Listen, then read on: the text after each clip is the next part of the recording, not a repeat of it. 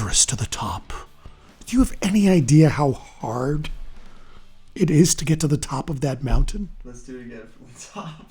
Did you like that or no? Yeah, that was cool. Didn't that feel like a thing? It was like, even we can program whatever sounds we wanted to. Is that built into Rodecaster? Yeah. Oh, that's awesome. Wait, we got to find something here. Oh, it happens. Happens in relationships. So stop. Stop it. Stop. And then he walked in the door.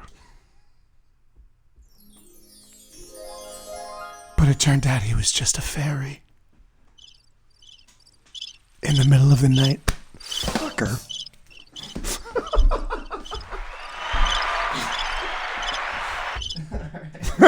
Wait, go back to that one, the applause.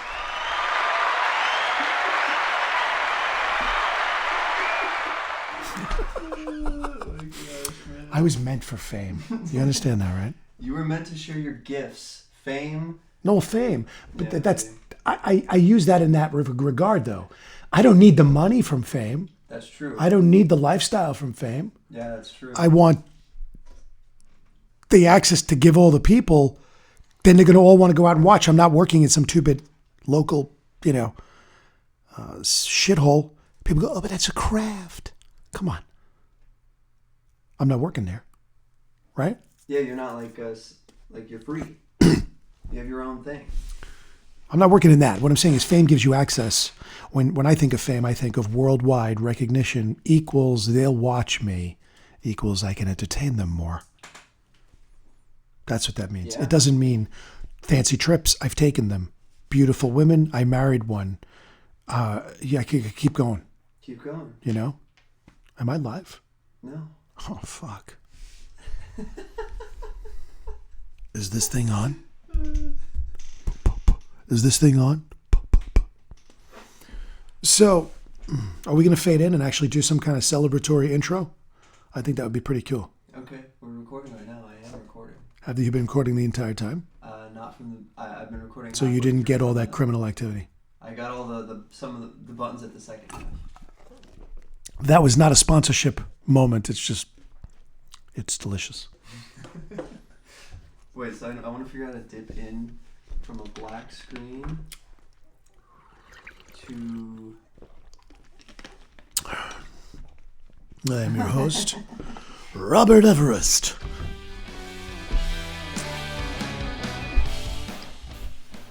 How are you? How are you, everyone? Thank you so much for tuning in. This is the Everest Effect. I am your host, and hopefully your friend, most importantly, Robert Everest. Nobody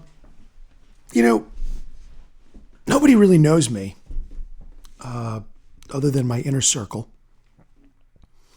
And that inner circle, though, is definitely far-reaching. There's no question. And what I mean by that is it extends into a multitude of places which could equal, in someone's life, a degree of recognition.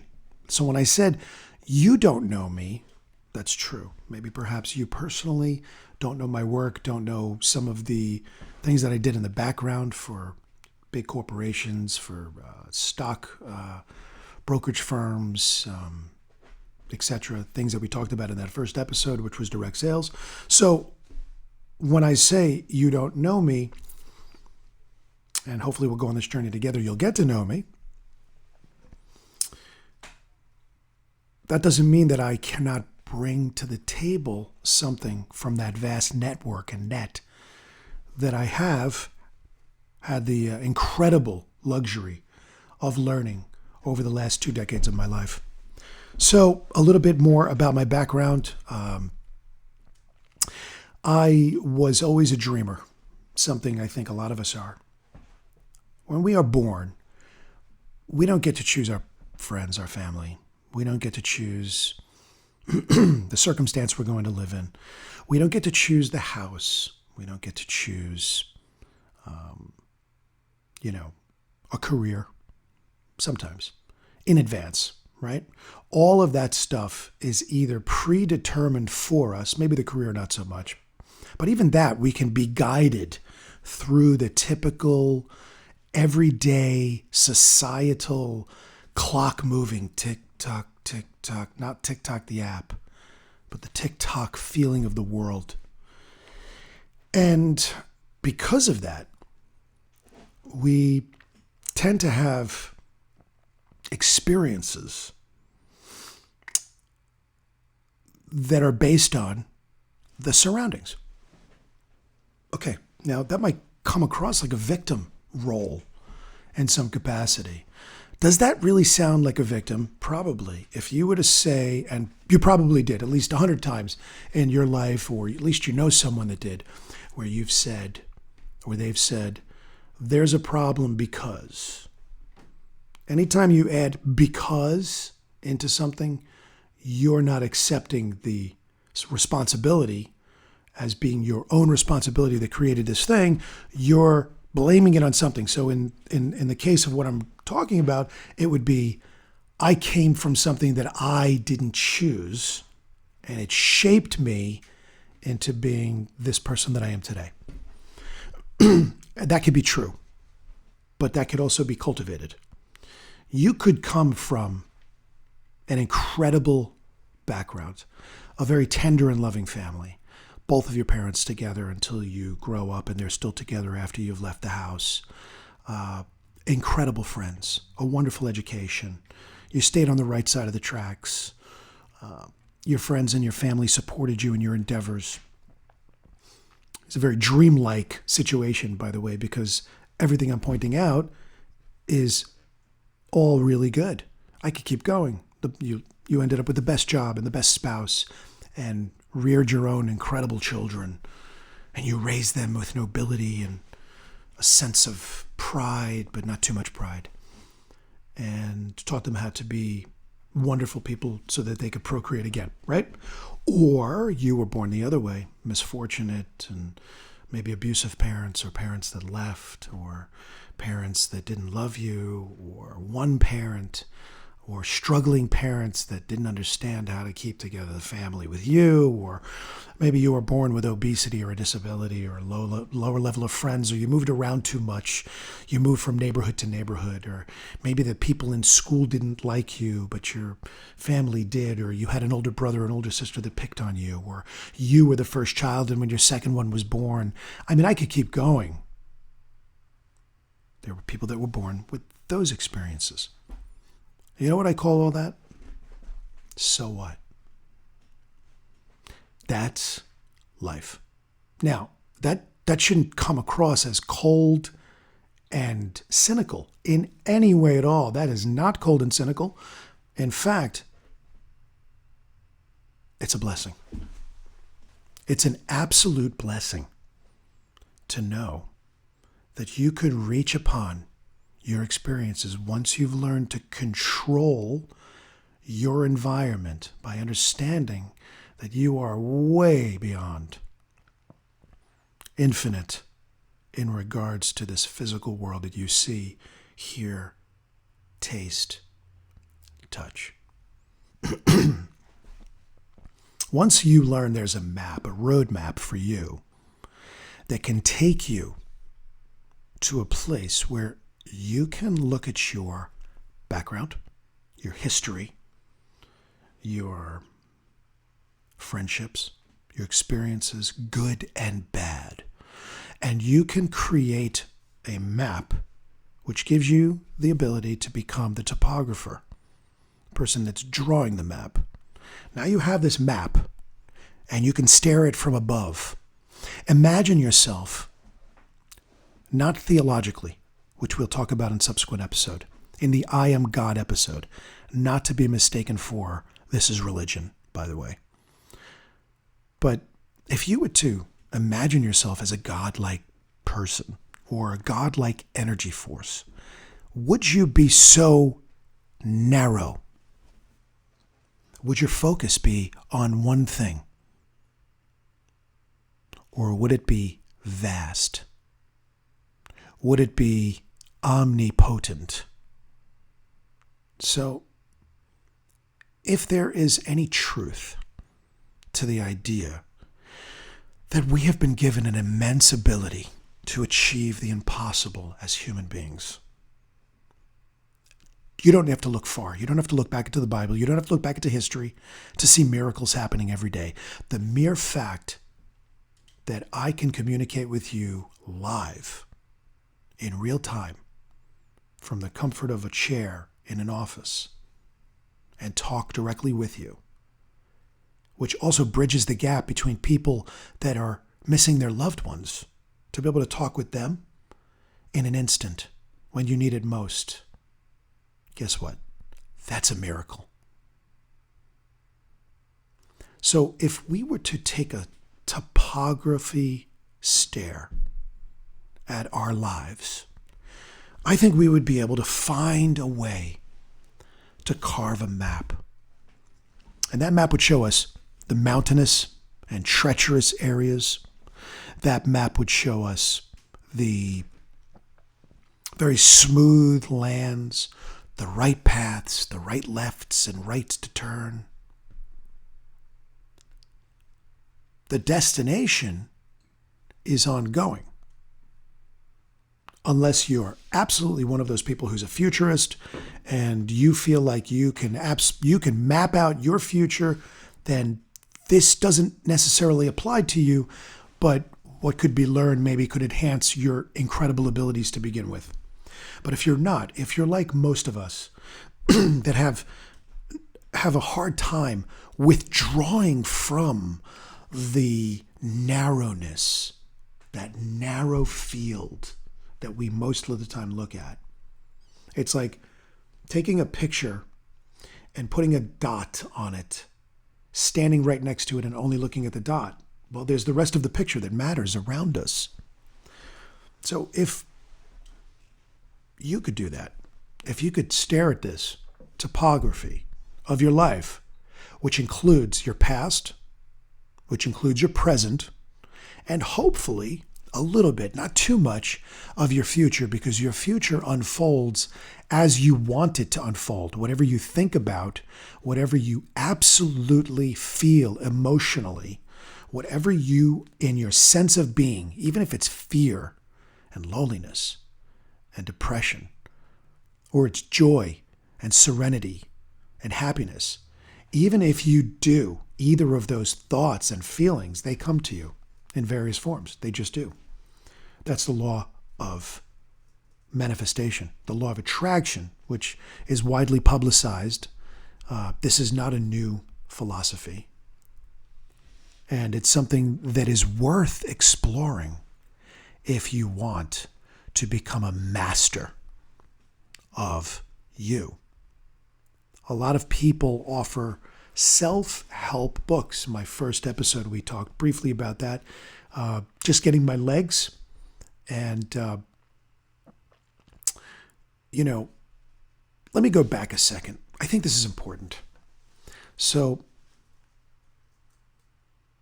I was deliberately trained in the art of manifestation, getting whatever you want, and ultimately achieving financial success in a variety of ways. Those capacities came to me by one, I had a relative, my mother, who was an astrologer in the metaphysical world for more than 30 years. So she lived, ate, and breathed a philosophy that was a little more etheric than it was grounded in this reality that we're living right now, that we're, some of us are either too caught up in to realize that we're in it, or we're using it for some reason, but it's in the real world. When I say the real world, I mean the cell phone, I mean the microphone, I mean the relationship with my neighbor, my girlfriend, my mother, my wife, my brother, my sister, my son, whatever. That's the real stuff. But behind that is another world, right? Try to imagine that there's multiple worlds happening at the same exact time. It's a hard philosophy. It's like if anybody watched The Matrix, one of my favorite movies of all time, they did an artistic job of trying to explain that there is more to this thread of energy that collectively and compressed makes up matter, which makes up material things, which makes up our ability to see them. So I had my mother on one hand, etheric, metaphysical, astrological, which I didn't, that's part of the tutelage I probably didn't take to. I didn't love it. I didn't like the idea that my life was predetermined. I didn't like the idea that if I'm an expansive energy source, if I'm just pure energy, how is it possible that there is a predetermined destination for my energy? That's like saying I plug something into the wall and I know automatically it's going to power. I plug an extension cord into the wall and I know automatically it's going to power a saw that I haven't plugged in yet. Maybe I want to plug in a drill. Maybe I want to plug something else in. And so I never really took to the astrological part of it because while it was fun, it's always cute, right? Horoscopes come up. Yeah, this is so cool. Let me check out Virgo. Oh, what's going on with Virgo? Wow. And then, you know, it's like the law of averages, which we'll talk about extensively through this. Something that some of you, if you're in fields such as sales of any kind, I don't care if you sell shoes or if you sell shoe polish or if you cut meat behind the deli counter, this can absolutely change the way you help the customer to make a decision for you, basically. Good for them, good for you. But I had astrology as a fun aspect because it's fun to see that Virgo is, you know, like I said, if you put all these people together, there's like a law of averages, and let's say 100 of them look at Virgo and 70 of them go, this doesn't look like me. And 30 of them go, wow, that was awesome. Oh my God, they totally know me. See, Virgos are just like this. Then, you know, those 30 people feel really good about themselves. But for me, I never liked the idea that something else outside of myself could be my destiny. Wow, that's a strong opinion. One that more people should have. I used the object of my mother's devoted passion to astrology as a way out of the idea that something could be predetermined for me. That's interesting, right?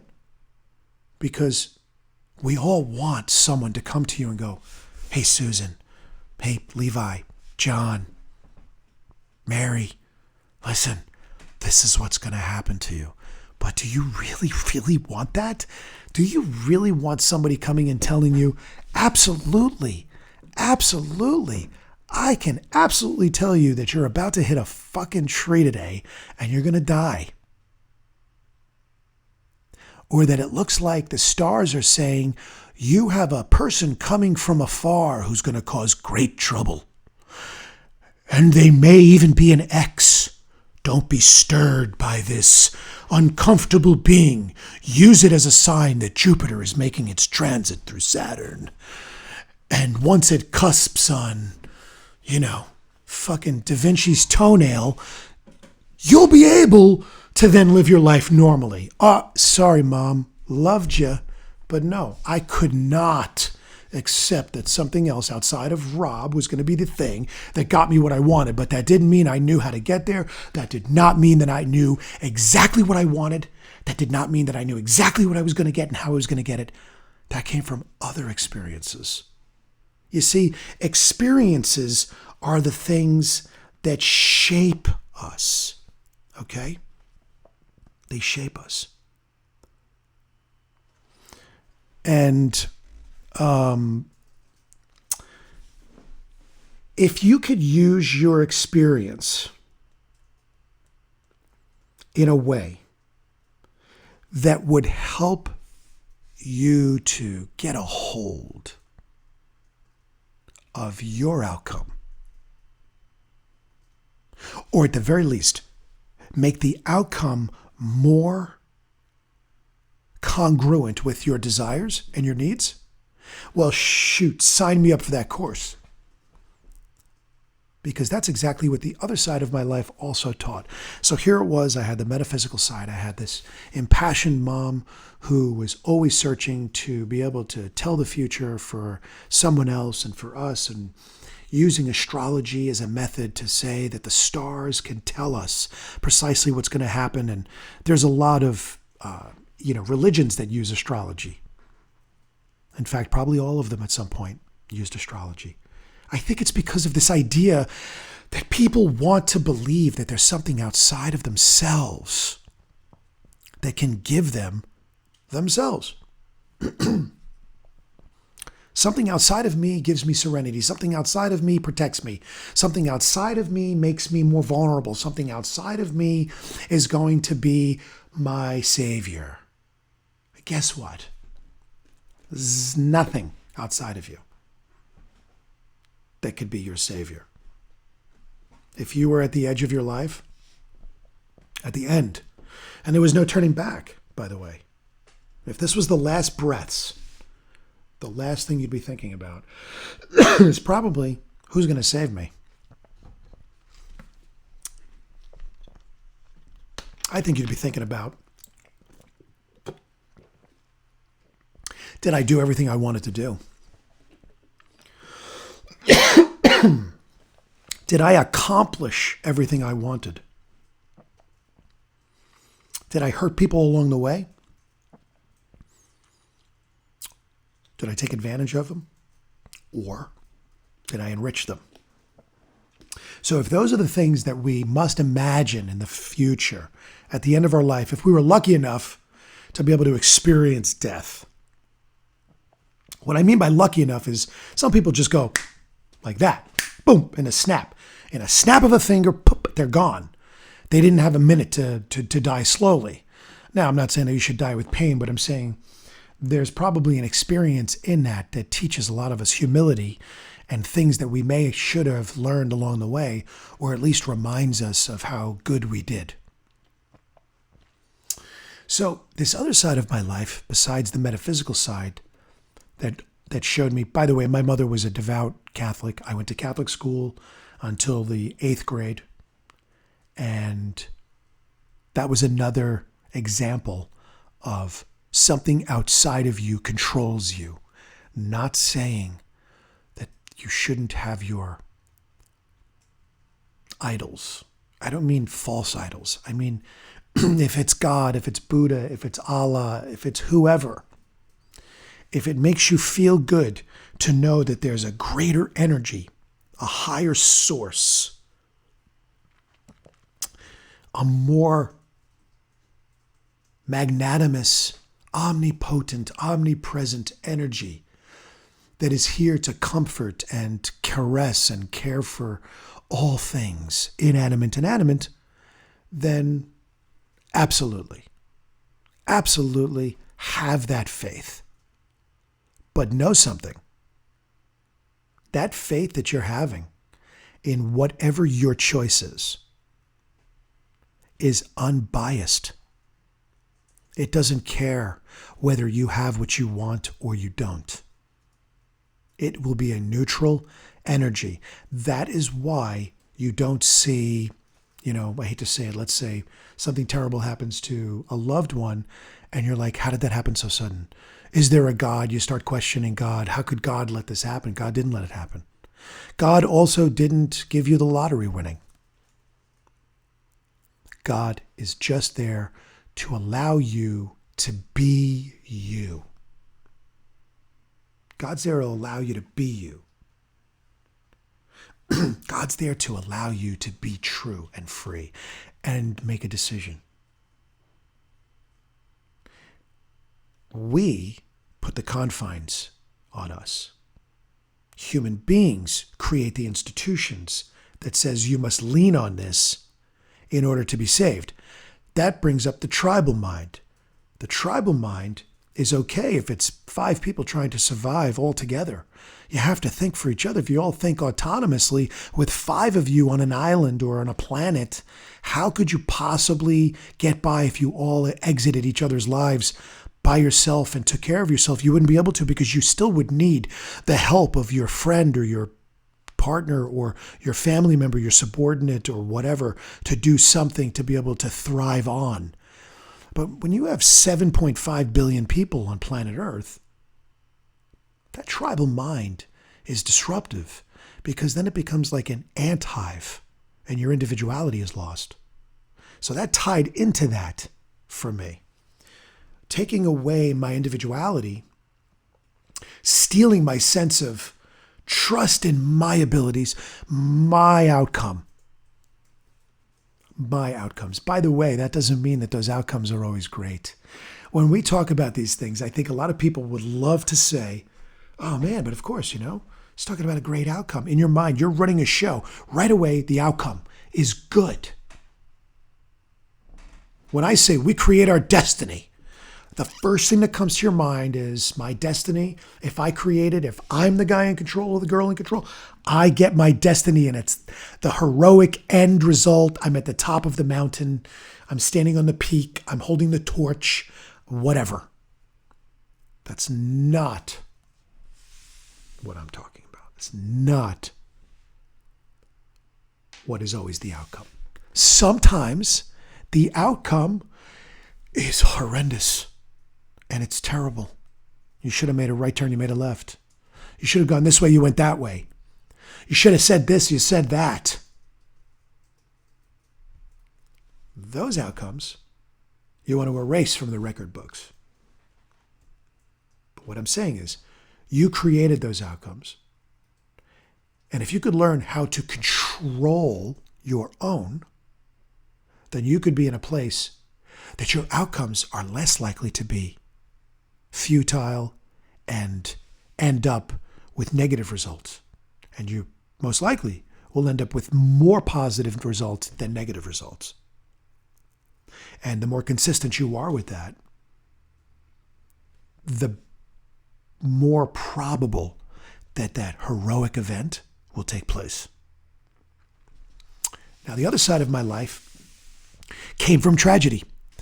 I was 17 years old. And I came to California in search of my dream. I wanted to be an actor in Hollywood.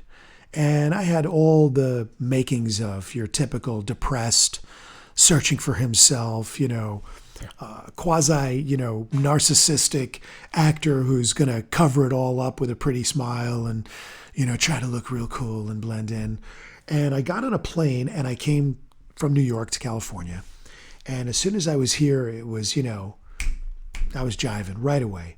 I met some cool people. I met a girl. I was young. I was ballsy. My family life had definitely led me to something that was, this moment where at 17, you're getting on a plane by yourself. All right, just you figure it out. And here's the long and the short of the story. I went for my goals just a little bit, not a lot. And I went back to New York to clear up some financial stuff. And when I went back to New York, there was a whole con job from California, from people that I had met, where I was ultimately swindled out of several $1,000s, enough money to get me back to California.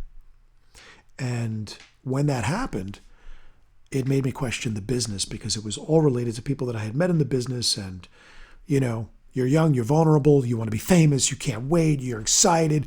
Everybody that whispers in your ear when you want to become someone famous, if they know how to speak, if they're talking the right language, if they hit all the right notes, if they understand your vulnerability, they could take advantage of you pretty easy, especially if you're hungry for something, which applies, by the way, another lesson, a lesson I recorded in the archives of Rob's mind.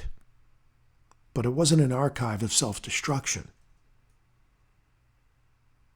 I didn't want to use this information for destruction. I wanted to create a roadmap. I was thinking about it then. If I only had a map of my life. And I hadn't even lived into some of it yet. So the long and the short of it is I got scammed out of this money, and by accident, I found this other job, and it was called direct sales. Not direct sales like you may think, where it's advertising and monetizing and merchandising. Magazine comes to your house, or coupon codes come to your house, or that wasn't the direct sales we're talking about. The little ad pops up on YouTube. No, this was hardcore door-to-door direct sales, not to people's homes, by the way. We didn't go to people's homes. We went to businesses. That's right. Imagine a man getting in a car, driving with whatever the product is. We'll choose one of the mainstay products that I had at the time was art. Framed artwork under glass, in a box, 6 of them in a box, selling for $29 a painting. Something, if you went into, one of these framing shops, it'd be 60, 70, 80, $100. But imagine a guy getting in a car with a carload of this stuff and walking into the Empire State Building, starting at the top floor on the Empire State Building, walking into every single door of every single business on the Empire State Building, on every floor until he either gets thrown out or sells out, and selling this stuff direct in 5 minutes. It sounds pretty interesting, right? What if I told you that in that was also a philosophy of how to sell it in 5 minutes? A little more interesting, right? What if I told you that there was a formula that I learned on how to look him in the eye, pitch him high, and watch him buy? That was one of the slogans in the company. That little rebound from being scammed. So I went from a total negative, being scammed by Hollywood at large. There was even a famous actor, I won't mention names, that knew. I was introduced to this man, a very seasoned, wonderful, older Hollywood actor. And he knew the person that was involved with the person that set me up with the scammer. A professional con artist that ended up having me speak in front of a grand jury hearing that at the time, a union, very powerful union president for Hollywood was at my grand jury hearing. Now, that experience converted itself into another opportunity. I was scammed over here and angry and bitter and pissed off, and I wanted nothing more than to come swinging back at Hollywood and become Brad Pitt. Not Brad Pitt, because he's actually really handsome, and I'm jealous because my wife probably thinks the same thing and she just doesn't tell me. But he is, he's up here for me, and I would love to have emulated that success, right? But I'm mad as hell. I'm like in that movie Network. I want to go to the window and throw it open and stick my head out and say, I'm as mad as hell and I'm not going to take it anymore.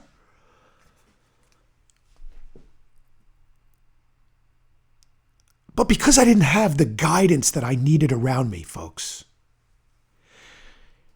I was actually able to make a decision. I could go the wayward way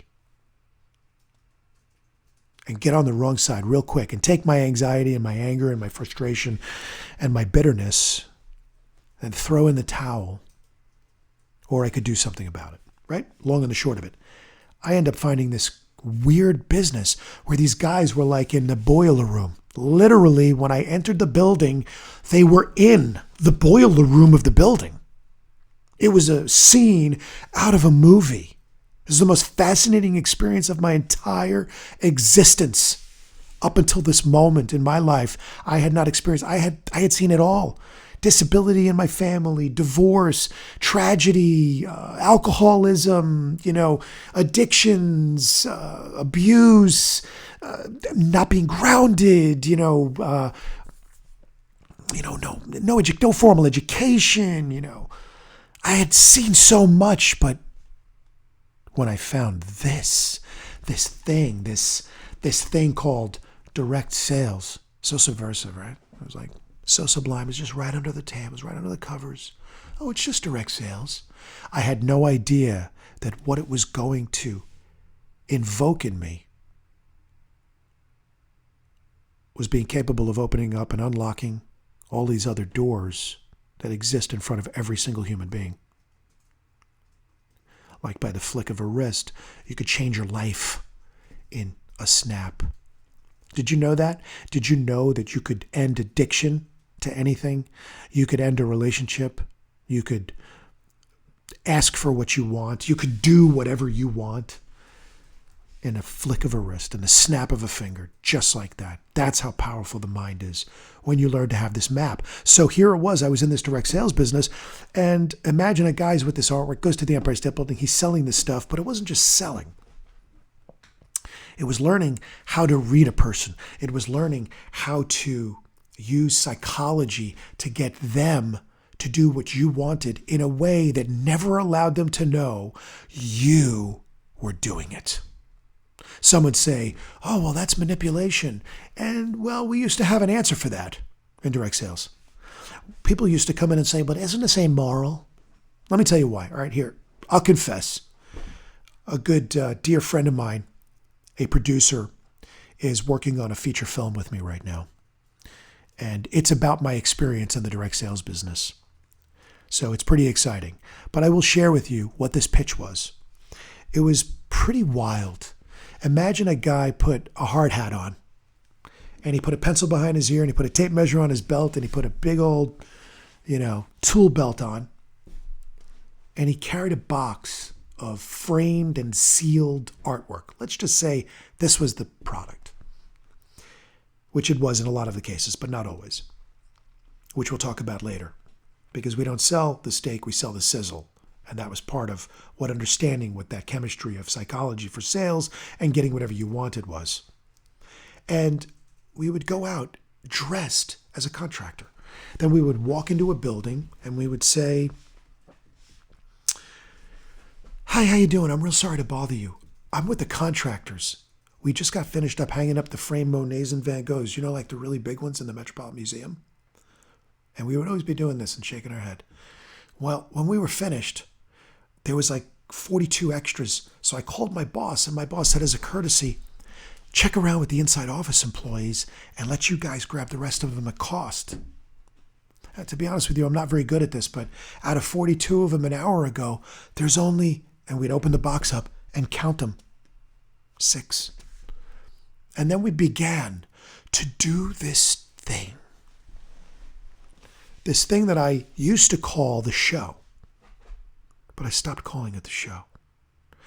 And I started calling it the checklist. It literally was a checklist of things that I would do to go from, hey, how you doing? I'm real sorry to bother you. I just got finished up hanging up the framed artwork, to, and you could just make that check out to, or let me call that credit card in for an authorization, or thank you so much for the cash. Have a great day. That checklist contained tools. Individualized, compartmentalized tools. Okay, let's go back to the map analogy. If you have a map in front of you, forget about losing your autonomy. This thing right here, this device is your best friend and your worst nightmare. Do you know why? This thing taught you how to forget how to read a map, by the way. But if you had a map in front of you, there's down on the lower left or lower right, there's a legend. And that legend is a tool set. Okay? It's a tool set.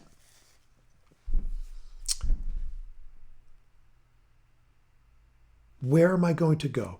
Where are the mountains? How far is the mile count?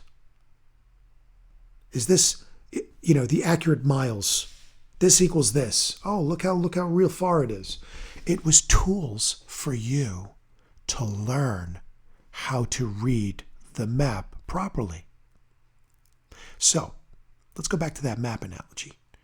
if I give you the tools for the map and you have them in front of you and you read it and you just repetitively travel on the same route, you will start to learn where all of the stops are. You will learn how many miles it takes you to get from A to B, what time it takes, when you need to stop for gas, when you don't. And you will start to learn other things which I think are going to help you, such as, are we going to check the tires? Yeah, we're going on a journey. We're going to check the tires. We're going to check the gas. We're going to check the oil. We're going to check the transmission fluid. There's a reason why we have this sort of mapping system. It helps us to get what we need done efficiently. Okay, we've started to rely on these pieces of technology to handle our efficiency, which is great. I'm all for it. I want it. Bring more. Give me Moore's law. Let this thing just keep multiplying and multiplying and multiplying. But what we, human beings, cannot ask the technology to do is to do our work, our internal work, our external work, our internal source that creates the external force, our internal source that creates the material world around us. We cannot ask it to create it for us. That's why we create the robots. The robots don't create the humans. So in this direct sales business that I was in, it was fascinating because there was tools, there was a checklist of things that I did. It was 5 steps to a sale, the intro, story, show merch, close, rehash. There were the reasons why people buy, the emotions why people make decisions, fear of loss, hope of gain, looking them in the eye, when to stop talking, when to get on their side, when to jingle the change in my pocket to evoke a specific response, when to give them choices of how they were going to pay for something, never asking them to pay for it, never saying the word buy, bought, or sold, only saying the word extras, never using the term leftovers because it represents something that means it's outdated or nobody wants it or it's the old food that you're bringing home to the dog. If you notice, all of these things were super technique. That's what they were. But they were tools. If I was a carpenter, I would need all of my tools to build.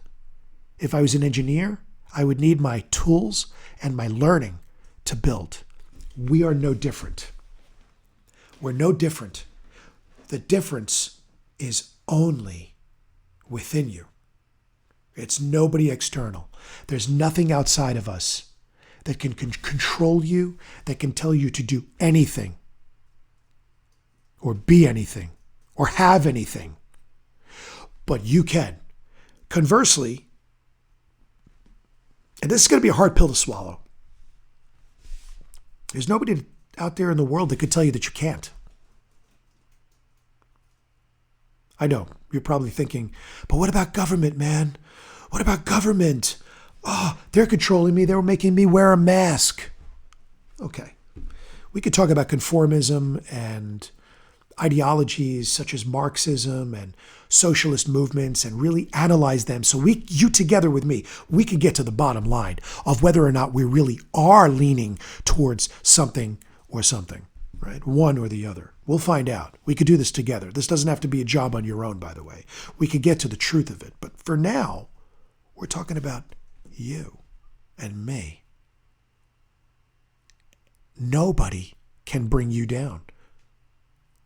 No one. Did you know that?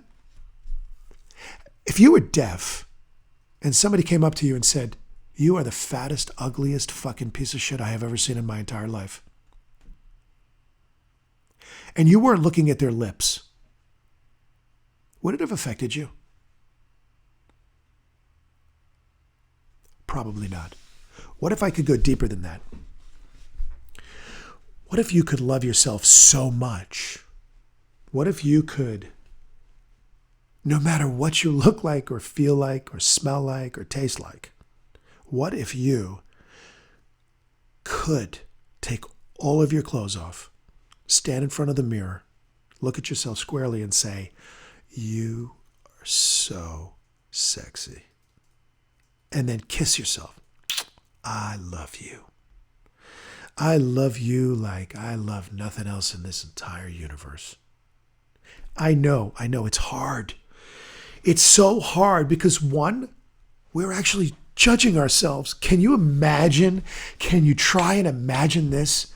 We're so conditioned with the tribal mind. We're so conditioned to be a conformist in a certain way. And I mean that from indoctrinating us as children to you have to dress this way and eat this way and live this way and talk this way and walk this way and act this way. You have to sit upright and go to school and take lessons and you have to do this and do this and do this and do this. And so many parents, I'm a parent, so many parents are they're just downright mean. I don't mean like, psh, I smack you, little Mikey. I mean like, I know what's best for you, Mikey. I can say I know what's best for you, or I can try to encourage you to see the way I think is best for you. And you might say, but how does a 5-year-old know what's best for him? He doesn't. He doesn't. But a 5-year-old also needs to learn how to be a 5-year-old. He needs to learn how to be exploratory and expressive. In fact, that's one of our segments. One of our segments is keeping childlike. That's the name of the segment, keeping childlike. In fact, let me touch on that right now. Here we are. If you ever noticed a child at play, if you ever really observed them, I have 3 children. I didn't think I was going to have one, by the way, to show you all the blessings that happen to you when you finally just submit to life happening. Suddenly, even bad has a connotation of learning, and good doesn't necessarily feel like anything monumental. It just feels normal. That's a great way to live. But when I look at children, and my own children especially, I look at them and I watch them at play and I realize that there's no restriction and there's no judgment. There's no restriction and there's no judgment. Try and imagine no restriction and no judgment in your life as an adult. Could you imagine? Imagine if I took all my clothes off and I ran down, a main street in your town and screaming, I love America. You would judge me. You would judge me.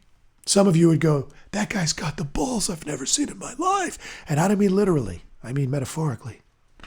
And literally probably.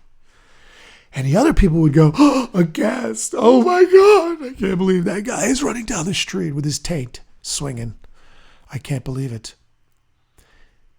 But a child can run down the street with the diaper falling off and the little pee-pee swinging everywhere and everybody goes, oh God, this is super busha. Look how cute. And the child is not aware of himself in that regard because he has not yet been taught restriction.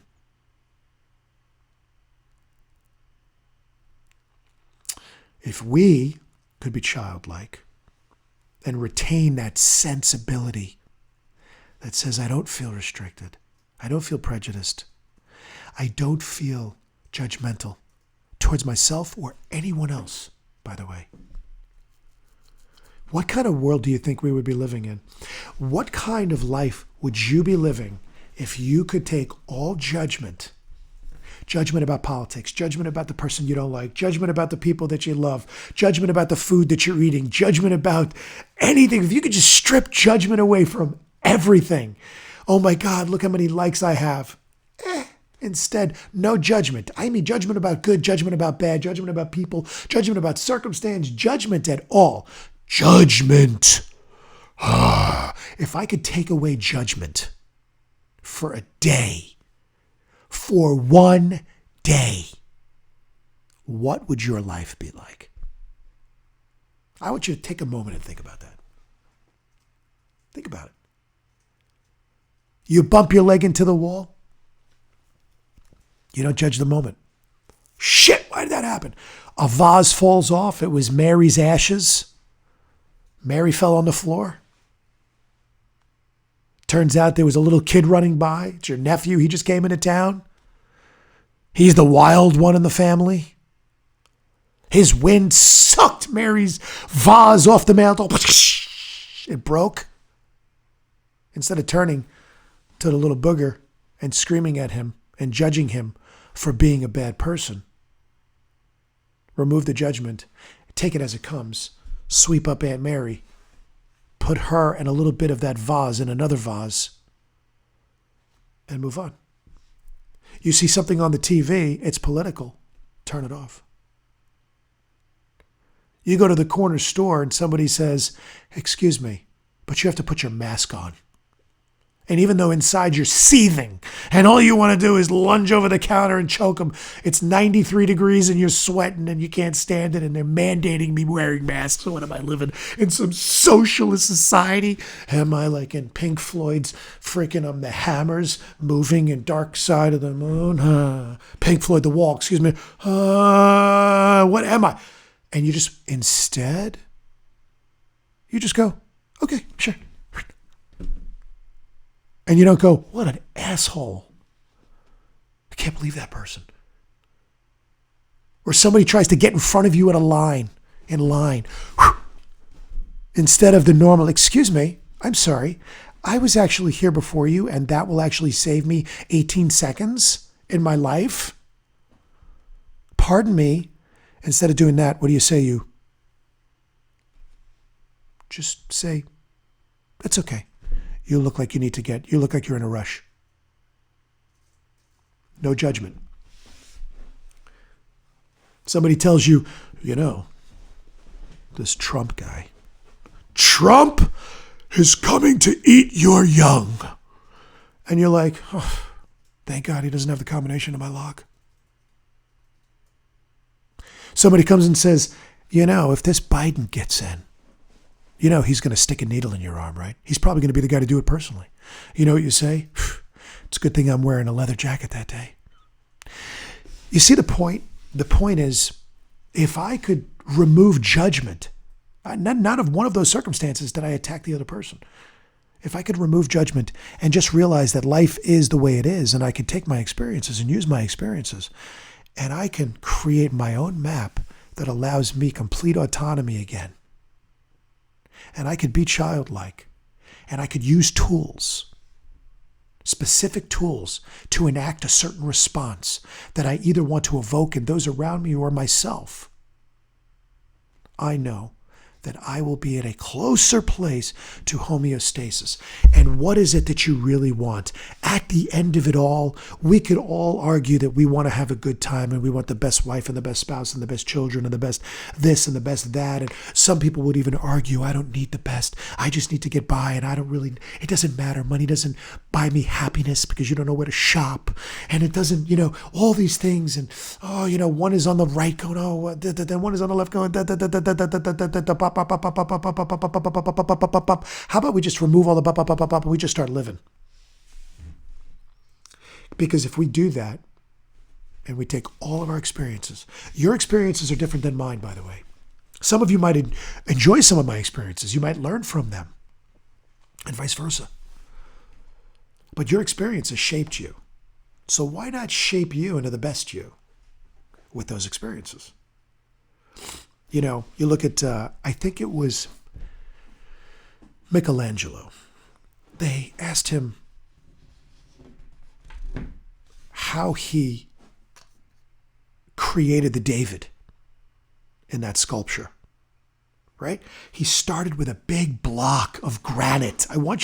Or marble. I want you to try and fathom a gigantic block of solid marble. And you have a chisel in your hand and a hammer and some weird sandpaper from 1400. And you create the David statue out of that. When they asked him,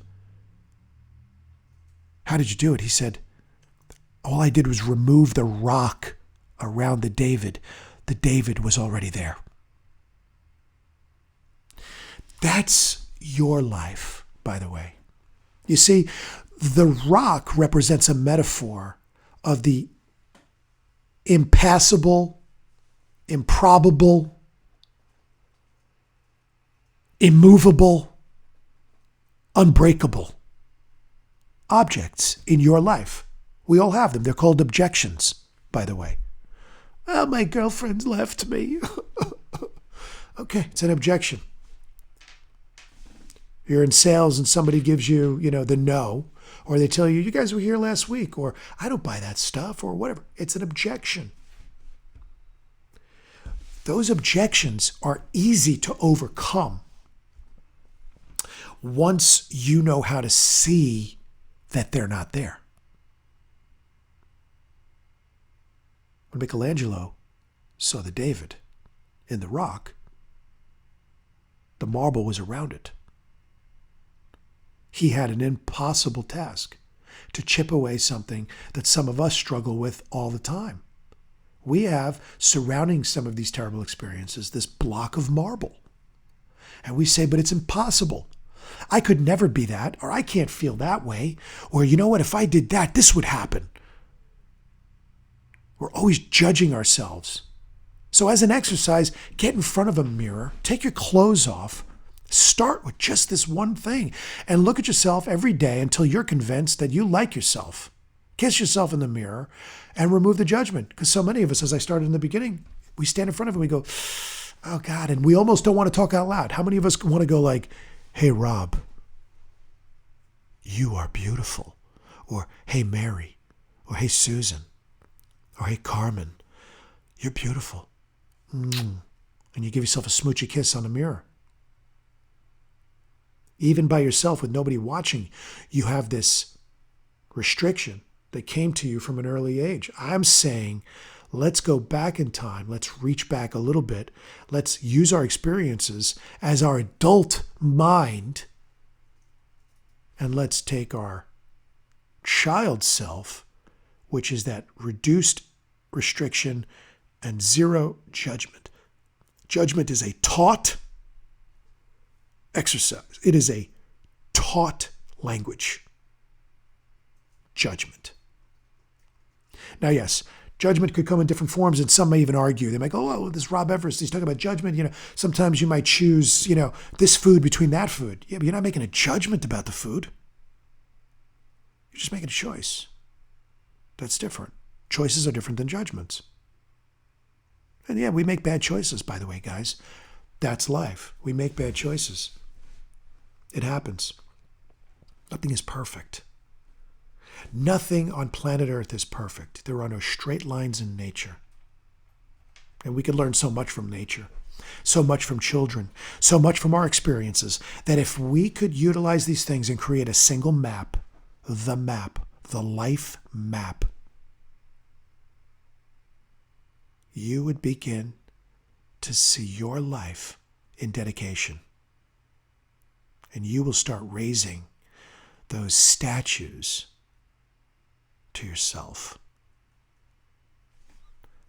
To yourself. Unto thyself be true. It says it in theology. Now, I have a great history of theology. I went to Catholic school. I was born and raised as a Catholic. I left it on my own. I studied it incessantly. I was put in choir as a child. I was having to go to Bible studies, etc., etc., etc. And there are some incredible things that I learned about theology that I am so ready to share with you, that I think could help you to make vastly different decisions in your life. What if I told you, to help you write this map for yourself, what if I told you that in the first pages of the first book of Genesis, and I think in some other religions, maybe not Muslim, maybe not in the Quran, I'd have to double check that, but in a number of religions, there is something that happens in creation, in the creation story, that is so relevant to your life. It's so relative to this conversation that it may just awaken you for the first time in your life. Even if you read the Bible 100 times, 1,000 times, you know the creation story inside and out. There's something that was fundamentally written in there for you to learn. And the reason why it happens in the first pages is because those first pages open the book, the story, the metaphor, the message, the guide, the moral compass, the map. That's what that book represents. Those stories represent a learning. So that means that those first pages, especially that first page, it's the most important elements that you may ever learn in your entire life. And we are going to learn that in our next episode. So to recap on this episode, sometimes we don't know where we're going. And sometimes we don't know where life picks us up and where it leaves us. It has this degree of unpredictability, we'd like to think, right? But life gives us something so fascinating that most people don't realize. It gives us experiences. Not experience like, thanks to you, Mrs. Robinson, like Dustin Hoffman in that movie where he's seducing Mrs. Robinson, The Graduate. No. Yeah, we get those experiences too. Not bad, by the way. I'm just saying, they're not those experiences that I'm referring to. I'm referring to the experiences that shape you. Because while we don't know where life brings us or where it leaves us, we know how it changes us. And that fundamentally is what makes us who we are. But if we could control the narrative of our life and not be controlled by the narrative of the outside, if we could control our own narration, if we can become the author of our own book, if we can become the topographer of our own map, if we can be our own teacher, our own friend, our own lover, our own spouse, our own parent, our own guide, if we can be our own inner empire, then we can have, be, and do anything in this world. Until next time, this is the Everest Effect. I'll see you soon.